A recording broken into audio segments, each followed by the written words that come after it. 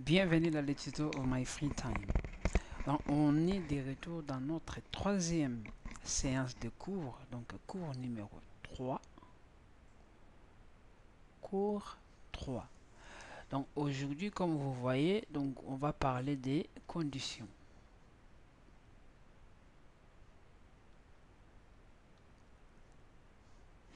Bien sûr, comme la fois dernière, donc je parlais de fonctions. Donc je vous ai montré comment déclarer une fonction. Et je vous ai expliqué donc syntaxiquement qu'une fonction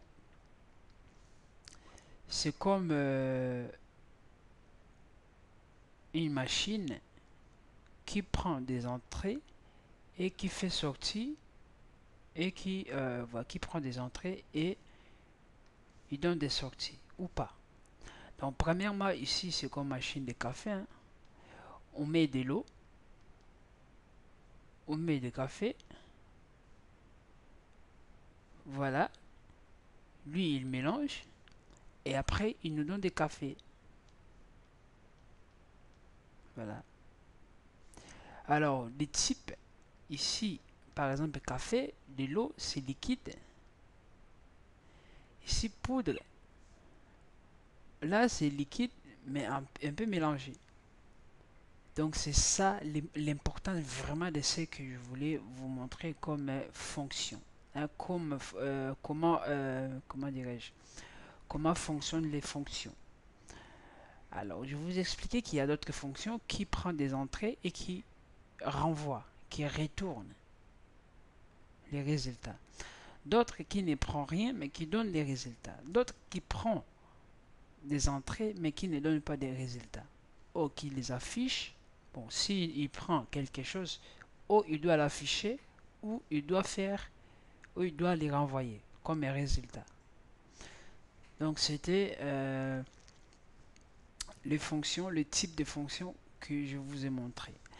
Alors, si vous avez des difficultés, il y a des vidéos, puis des cours en ligne bien expliqués que vous pouvez aussi aller regarder pour justement comparer. C'est comme ça, si on veut vraiment apprendre des choses, il faut essayer de comparer, justement pas être limité dans mes tutoriels.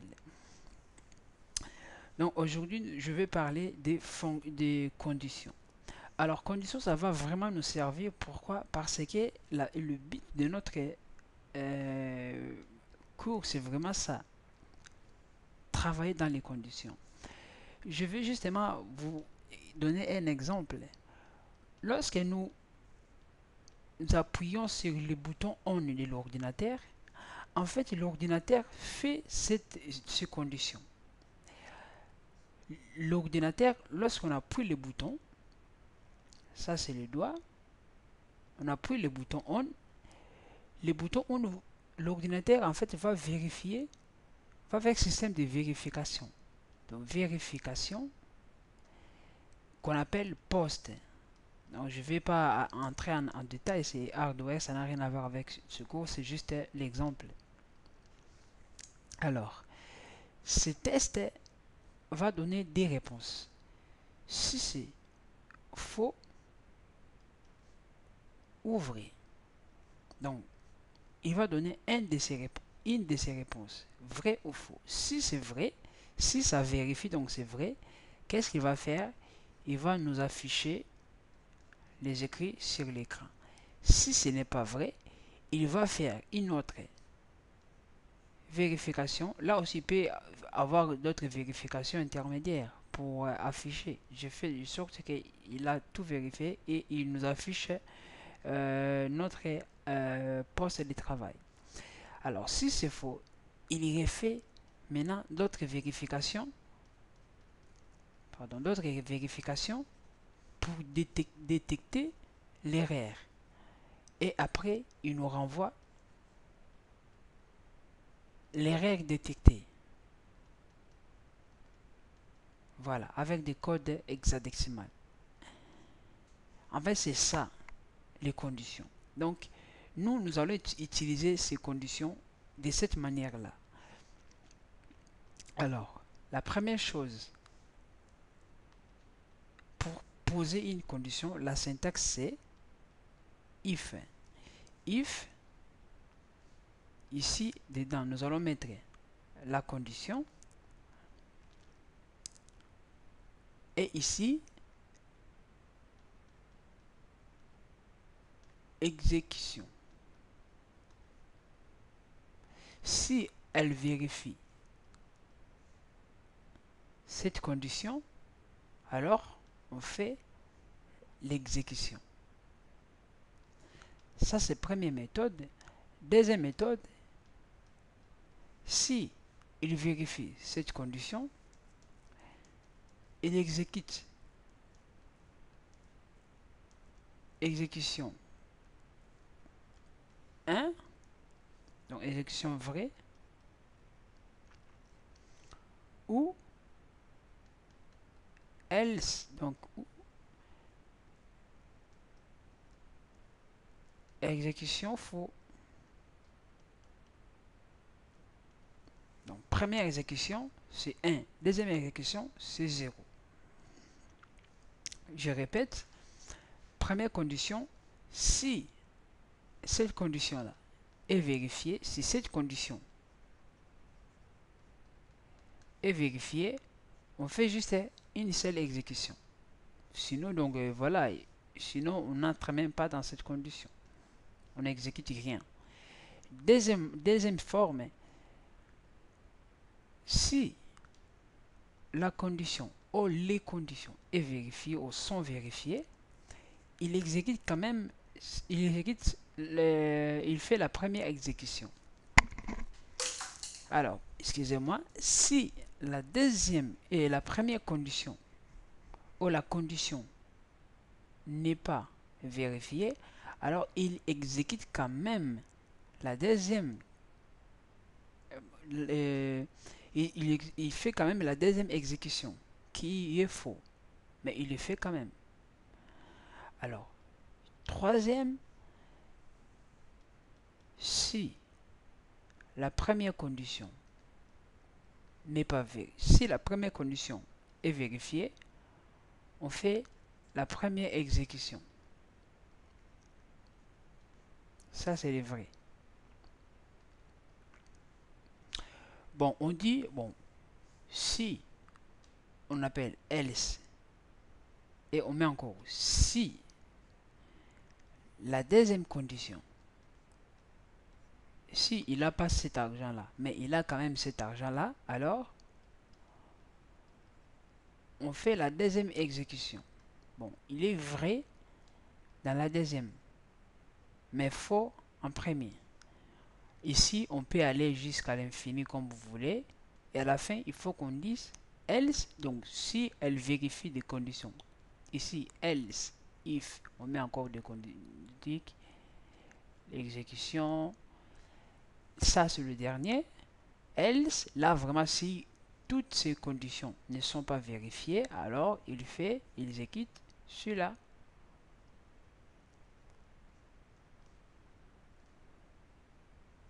Voilà, il exécute celui-là. Donc, la syntaxe est vraiment celui-là. Bon, c'est un peu invisible. Bon, on ne le sent pas, mais lorsque je vais l'écrire sur notre programme, vous allez le voir comment c'est vraiment très bien. Alors, c'est là où nous allons utiliser notre table de vérité que je vous ai expliqué dans les cours 2. Alors, je vais tout effacer. Où je crée vraiment, je sauvegarde en appelant cours 3.c. Alors, comme on commence include std input output, on met int main, on ouvre les accolades, on fait retourne 0, point virgule. Alors ici, par exemple, donc je vais faire je vais déclarer entier. Entier A égale. Ça, je pense que je vous ai déjà dit, je vous ai donné cet exemple. Âge 19, entier, taille. Donc, taille, je vais faire float. Là, on mélange vraiment. Float. 1,56 m. Alors, notre condition, on dit if, if, on met entre parenthèses, if A, donc si âge est inférieur à 18,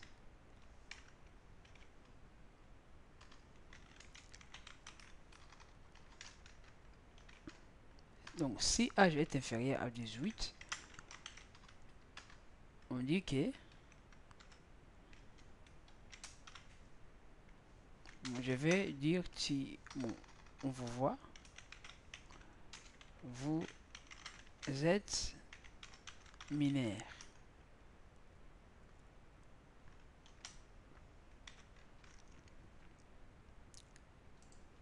Voilà, on fait comme ça. Et vous pouvez voter. Voilà. Ça, c'est la première condition.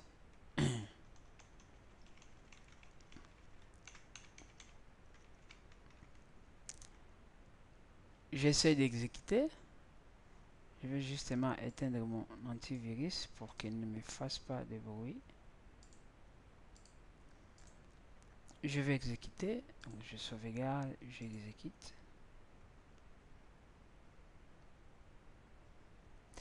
Là, il me renvoie ces messages. Vous pouvez voter. Je vais fermer et je vais justement changer. Je vais mettre 15. Là, il ne me renvoie rien.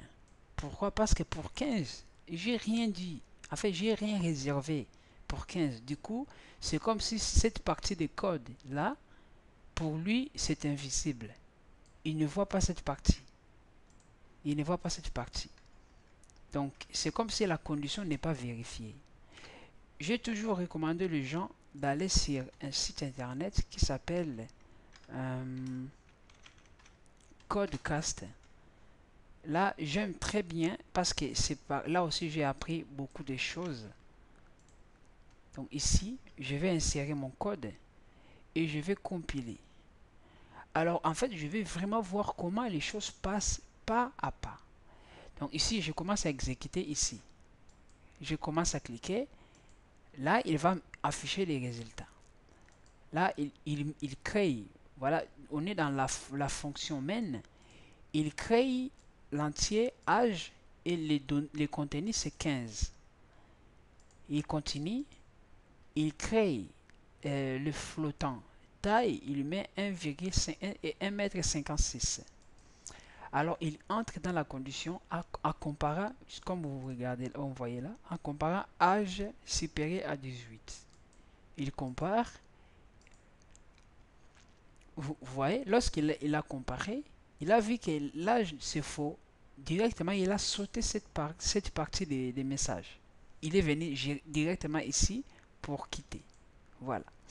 Alors, je vais faire comme ça et mettre maintenant 18. Pile 18. Hein. Je vais aller. Il vérifie. Là, il saute aussi. 18. Pourquoi? Parce que moi, j'ai dit supérieur à 18. Supérieur à 18, c'est différent de dire supérieur ou égal à 18. Là, j'ai mis supérieur ou égal à 18. Je vais exécuter. Là, lorsqu'il a rendu compte que cet âge est 18 est supérieur ou égal à 18, donc est égal à 18, Là, il sélectionne le vert sur le message. On va voir le message qui va sortir. Et voilà, vous pouvez voter. Ça, c'est des sortes. Alors, je vais continuer à coder ici, sur ces plateformes, en disant que if, en disant else, if âge supérieur à 18, vous pouvez voter. If âge est égal à 18, printf, pardon, vous voterez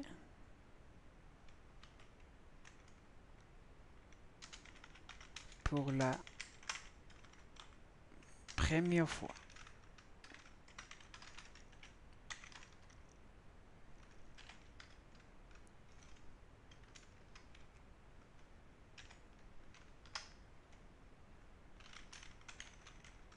Non, j'aime pas celui-là. Cette façon-là, c'est mauvais. Voilà, c'est bon. Vous pouvez voter. Alors, comme on est plus... non, là, je vais faire la deuxième else.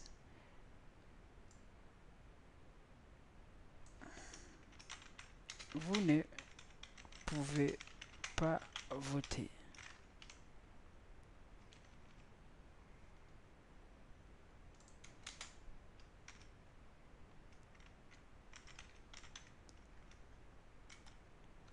Voilà.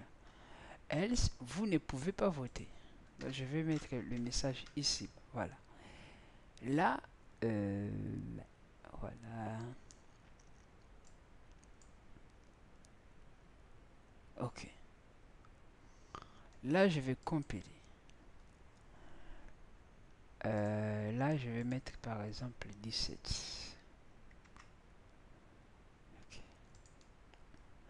Là, je vais exécuter pas par pas. Ici, if A supérieur ou égal à, supérieur à 18, il vérifie, il saute cette partie. Là, vous pouvez voter. Il vient directement ici que vous ne pouvez pas voter. Pourquoi? Parce que cette condition n'est pas vérifiée. Donc, il renvoie 0. 0, c'est cette partie-là. C'est exactement comme j'ai expliqué ici. Les conditions. Maintenant, c'est lorsque... voilà. Else. Il renvoie 0 pour vérifier maintenant la deuxième partie des conditions. Les restes des réponses, en fait. Là, il va renvoyer que vous ne pouvez pas voter. Ça, c'est le deuxième exemple. Alors, troisième exemple, je vais faire ici else if âge est égal à 18, printf, vous allez voter pour la première fois.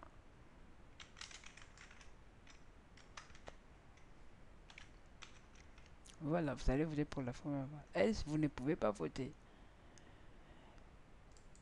Je vérifie, il me renvoie l'erreur. Bien sûr, voilà. Ici, j'aime vraiment cette partie-là.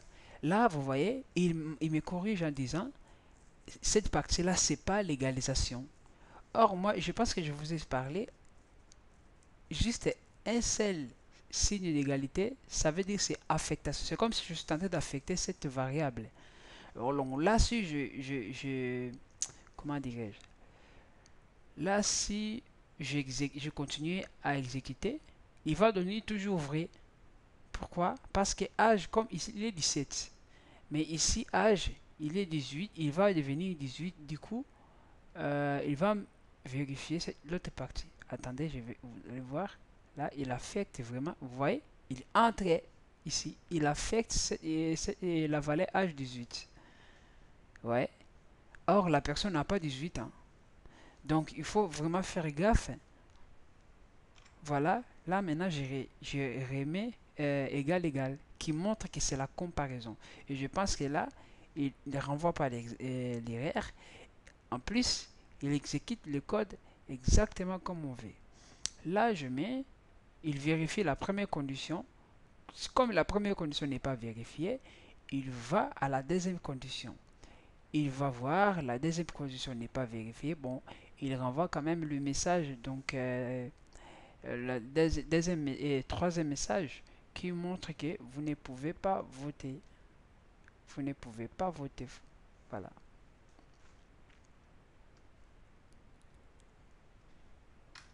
Voilà. Là, il renvoie ce message. Alors, je vais changer de sorte que ça. Voilà, je mets 18. Je vais exécuter. Il vient à la première condition. C'est pas vérifié. Il saute. Il vient à la deuxième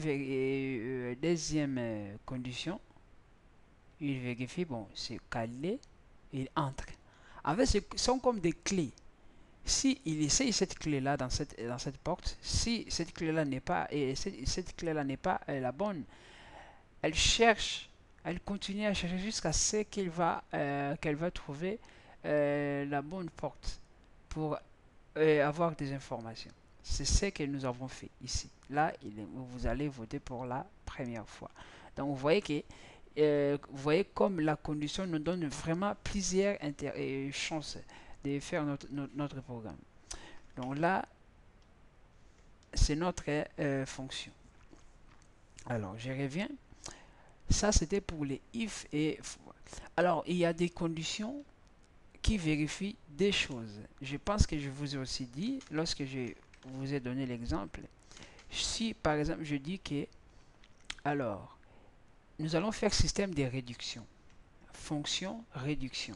Je veux dire fonction réduction. Fonction réduction qui prend un paramètre âge de la personne. Âge de la personne, voilà, qui prend un paramètre âge de la personne.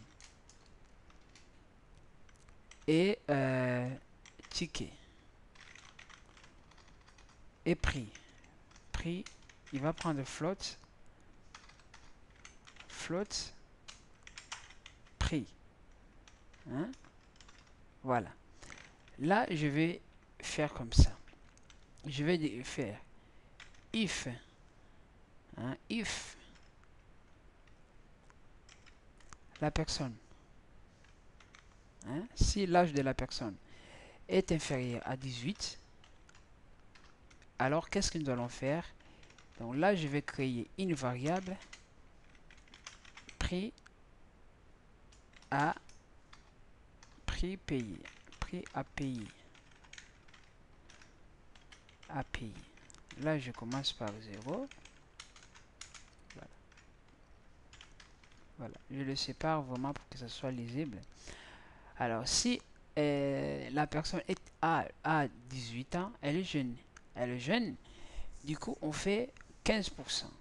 Je veux dire que prix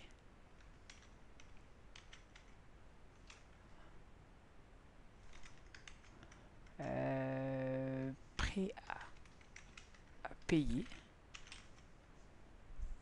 c'est ça, hein? Voilà, prix à payer égale quoi? Je vais faire le pourcentage âge de la personne. Donc je vais faire comme ça, âge de la personne. Donc il a des pourcentages à payer, hein.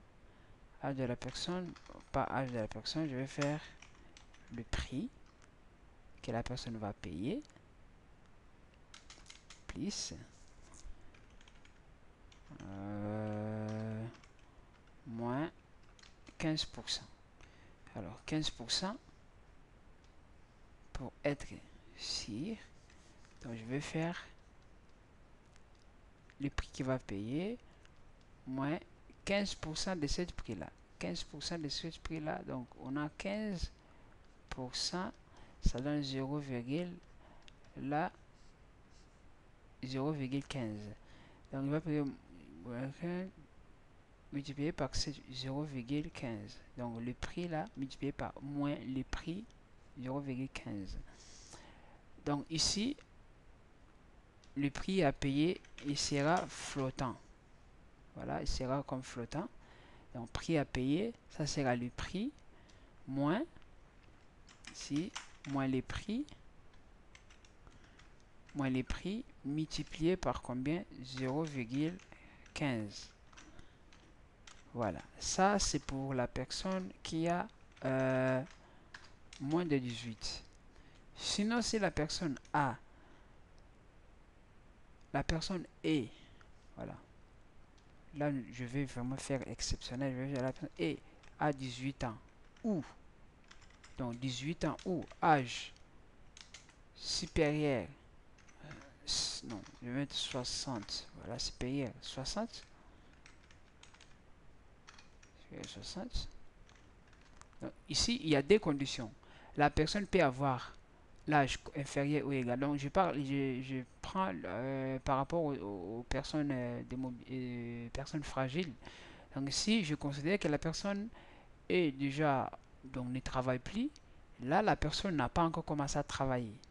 Là, j'ai fait la réduction de ce prix-là.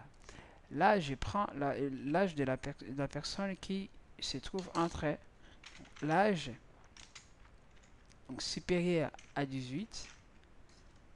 Là, je vais faire inférieur ou égal. Comme ça, on donne la chance à tout le monde. Non, supérieur ou égal à 18. Ou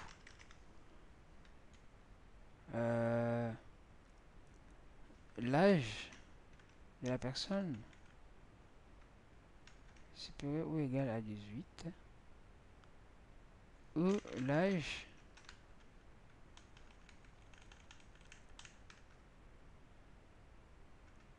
donc ici il faut vraiment faire gaffe pour échapper les bêtises. Donc supérieur ou égal à 18 ou âge inférieur ou égal à 18. Supérieur ou égal à 18, inférieur ou égal à 18. C'est problème d'intervalle, j'ai 18. Voilà.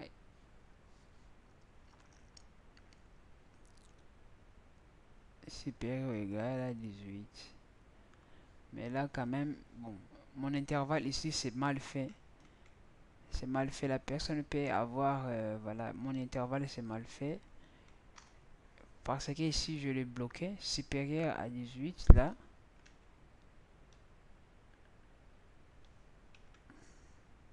C'est mal fait. Donc l'âge, maintenant, âge de la personne, oh, âge de la personne supérieure ou égal à, à 18, voilà, supérieur ou égal à 18. Ou, bon, je vais quand même le inférieur ou égal à 18. Inférieur, non, ou inférieur, pas 18, à 60. Inférieur ou égal à 60. Donc là, l'idée c'est bon. Là, voilà. Là c'est bon. Là c'est bon. Normalement, print. Je vais pas print. Là, je vais mettre prix à payer égal. Donc, il va prendre le prix. Non, il va payer vraiment les prix. Voilà, pas de réduction. Donc, else, else,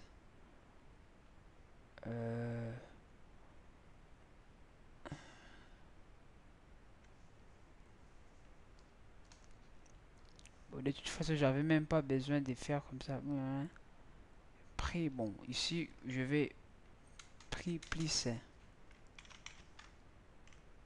prix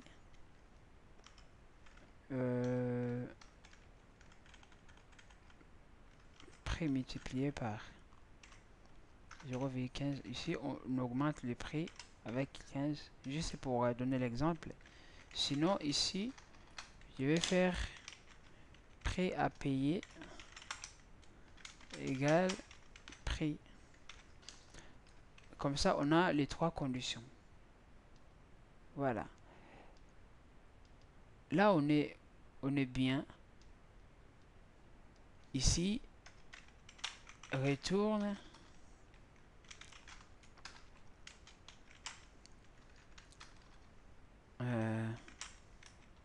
prix à payer.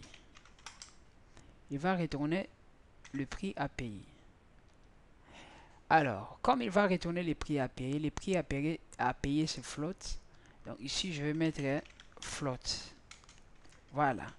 Là, je finis de créer ma fonction. Et là, à l'intérieur, qu'est-ce que je vais faire? Je veux justement créer une variable qui va prendre les prix. Le prix, c'est variable, c'est déjà connu. Je peux mettre par exemple 10 euros le prix normal. Et j'avais dit les prix, il prend fait flotte. Ici, je vais mettre 7,50 €. La âge, donc je mets 0 pour l'instant. Voilà. Je vais dire print. Écrivez votre âge. Donc j'ai juste besoin d'âge. On va les scanner. Voilà. Lorsque je les scanne, je donne à âge.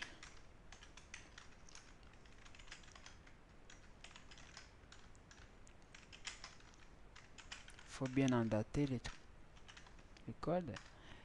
Et ici, qu'est-ce que je vais faire? Je vais appeler la fonction. Donc ici, je vais créer une variable pour prendre les résultats. Résultat 0. Voilà. Je vais juste aérer mon code. Voilà, comme ça c'est bon. Et qu'est-ce que je vais faire? Je vais dire toi résultat. Donc résultat égale. Je vais appeler la fonction dans la résultat. Donc réduction. Réduction. Réduction, comme vous regardez, c'est une fonction qui prend un entier et un flottant. Donc, qui va prendre. Donc, là, je vais le mettre ici. Après avoir lu voilà. Là, j'appelle la fonction. Appel d'une fonction. Je vais appeler la fonction ici. Donc, il va prendre âge. Et il va prendre les résultats. Non, il va prendre le prix. Voilà.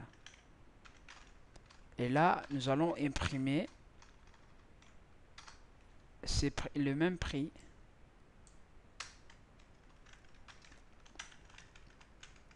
en disant que votre facture c'est comme c'est flottant, je vais mettre que 0.1 virgule, donc un rang après la virgule, voilà. Et là, je vais mettre résultat. Voilà. Là, j'ai créé mon code et j'ai appelé la fonction. Maintenant, je vais juste tester les prix. Je vais tester. Il me dit, écrivez votre âge. J'écris l'âge 15 ans. Là, il me donne le prix. Votre facture, c'est 4,4. Là, je mets par exemple 18. C'est 6,6.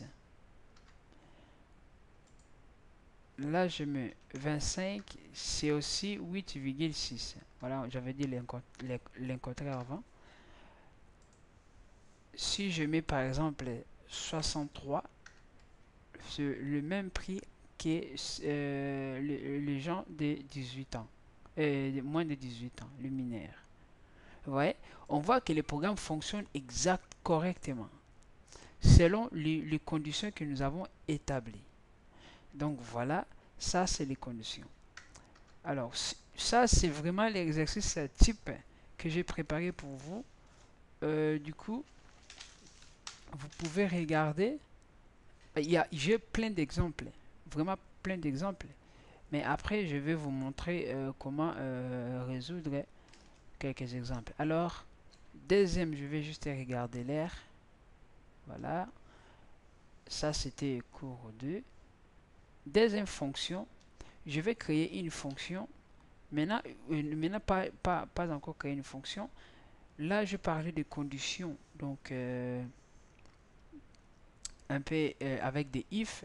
Maintenant, je vais parler des conditions avec des switch. Conditions avec des switch. Donc, switch, c'est comme ça. Alors, switch, c'est aussi condition, mais une condition un peu spécialisée. Je vais dire, un peu spécialisée. C'est à partir de ce switch qu'on peut faire, par exemple, une calculatrice. On peut faire une calculatrice. Pourquoi? Parce que grâce à lui, nous allons en fait égaliser des nombres, des nombres précis, mettre des conditions précises. Alors, je vais juste essayer d'écrire la syntaxe. Après, nous allons discuter le reste. Donc, ce switch là, ici, c'est la variable que nous allons utiliser. Par exemple, si j'avais fait switch entier âge, par exemple, bon, âge égale à 10, ici, je vais faire switch âge. Juste switch âge. Je mets variable. Je dis variable, pas constant. Après, qu'est-ce que je vais faire? Je vais ouvrir. C'est vraiment comme une fonction. C'est vraiment une fonction switch. Pourquoi? Parce qu'il y a des entre parenthèses, il y a des paramètres. Il y a des accolades qui limitent la fonction. Alors, maintenant, on commence les cas. Premier cas, qu'on appelle donc valeur k. Alors, maintenant, je vais faire si cette variable k, donc c'est k que cette variable est égale à 17. Des points, je fais l'instruction. Ça, c'est première instruction. Je mets l'instruction. Et pour terminer, je mets break. Donc, je coupe. Ça veut dire que lorsque cette instruction, c'est vrai, tu fais plus rien, tu sors break, tu sors. Donc là, ici, il n'y a pas des choses de sinon ou quoi. Donc là, on fait encore. Si il a 18, on fait instruction break, etc. À la fin, je vais faire default. Ça, c'est et. Je vais écrire ça correctement. À la fin, je vais faire default. Aussi deux points. Là, maintenant, c'est l'instruction. Les cas, c'est libre option. C'est libre option. Donc, ça veut dire que les cas qui toutes ces conditions ne sont pas vérifiées, alors fait cette instruction. C'est comme else. Voilà. Cette instruction. Là, on n'a pas besoin de faire les breaks.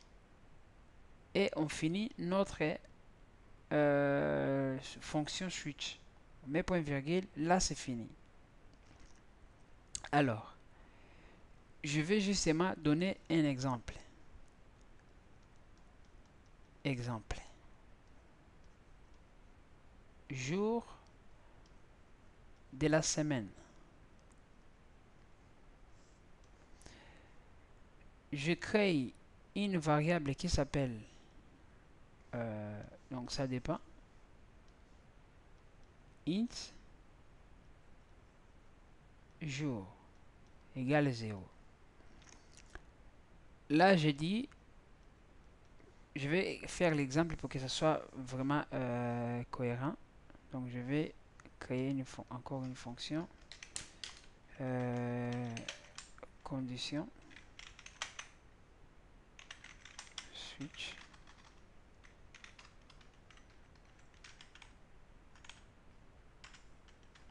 Voilà. Donc, je vais créer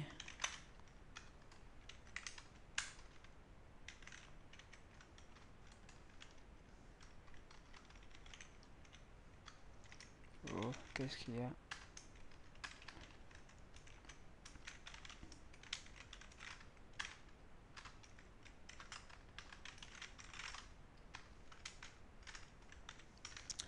Voilà, je crée. Là, je fais jour égale à 0.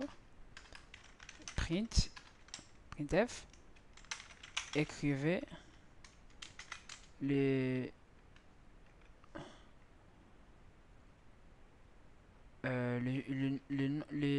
l'entier, écrivez l'entier qui représente le jour. Donc là, j'attends que l'utilisateur écrit 1, 2, 3 jours, 1, jour 2, voilà. Là, je vais scanner ça et je donne ça à jour. J'ai oublié Ecom Excel, voilà. Et après, je fais switch. Voilà, cette fonction, je dis jour. Voilà.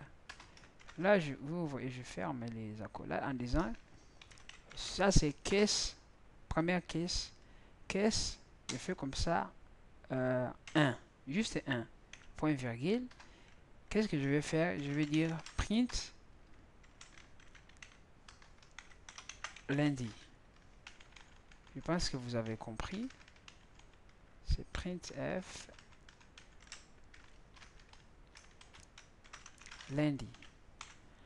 Alors, je vais faire copier-coller, comme ça, on va vite. Non, ça manque break. Alors, je vais voir aussi même ma propre syntaxe si je commets des erreurs. 3, 4, 5, 6, 7. Deuxième case, troisième, quatrième, 5, 6, 7. Là, c'est D.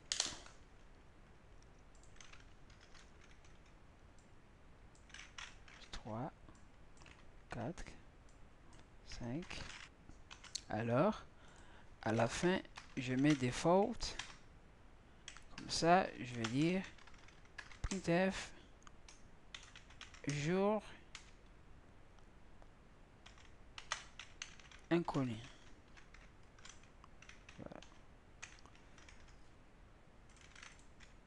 Voilà. Là, je fais mon code avec des switches, avec tous les cas. Et là, vraiment, c'est des cas connus, tous les cas. Je vais sauvegarder et j'exécute. Il me demande d'entrer les jours. Je mets 3. Il me met 3, c'est mercredi. Vous voyez? Par exemple, si je mets 8, il me dit jour inconnu. Voilà. Si je mets 1, 0 par exemple, jour inconnu. Si je mets moins 3, jour inconnu. Si je mets par exemple, si c'est nombre, par exemple je mets caractère, là il ne connaît pas, jour inconnu. Si j'écris jour inconnu, 6 samedi, 7 dimanche. Donc là on travaille vraiment sur les conditions personnalisées. Et donc ça c'était le switch match et je vous ai donné l'exemple qui convient. Donc on a parlé de jour de la semaine. Donc, je continue à vous souhaiter de bon courage, de vérifier, de refaire les exercices, ces exercices-là par cœur. Hein. N'essayez pas de reprendre ce que moi je fais. C'est pour cela que je ne vais pas avoir des exercices exacts. Donc, on va faire cet exercice jusqu'à la fin pour que ce soit comme notre repère. Non, j'essaie de donner des exemples justement pour nous rappeler des choses parce qu'après, j'aurai des exercices. Je ne vais plus dire si on va faire ce système ou l'autre système. Donc voilà, je vous souhaite de bonnes continuations. Donc je m'arrête par là et on se revoit à plus.